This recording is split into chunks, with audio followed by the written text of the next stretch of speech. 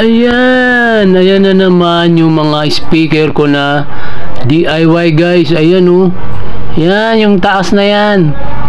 Ayan yung DIY ko na long throw speaker. Ito naman, ayan yung mid-range speaker guys, maliit. Ang bilis ng camera.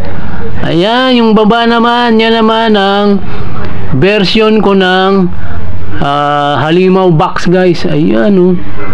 Ayan oh, lipat naman tayo dito. Ayan naman yung mga dating speaker guys. Ayan, balik na naman tayo dyan. Ayan, ayan yung mga DIY. DIY guys, ibig sabihin do it yourself. Ayan guys oh, ayan, nakapokus na talaga siya oh. Ayan, yung ibabaw na yan guys oh. Ayan yung long throw na speaker ko. Ayan yung version ko ng long throw speaker guys. Ayan, paulit-ulit na naman tayo sa sinasabi natin guys. Yung ibaba, ayan, halimaw box. Meron pa akong mga ibang mga speaker dyan guys, papakita ko. Ayan, ayan oh. Ayan oh.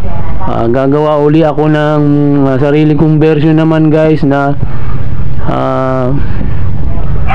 yung subwoofer na yung subwoofer siya pero ibang version ng MCB box guys. Ayan, gagawa ako ng MCB box kasi meron akong ipapakita dyan na speaker na malaki.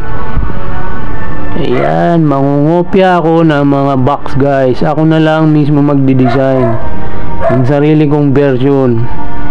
Ayan, ayan mga speaker na yan, sarili kong mga version yan guys. Mga katang isip ko lang yung mga speaker na yan.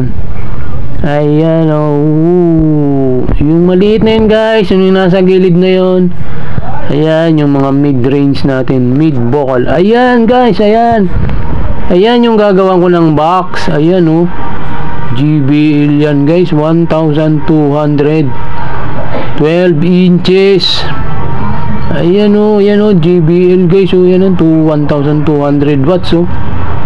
Ayan yung gagawin ko ng box guys. Ayan oh, 2 ball magnet oh. Wow, 4 ohms lang yan guys. Malakas yan. Hahanapan ko pa ng amplifier na 4 ohms yan. Ayan oh. Ayan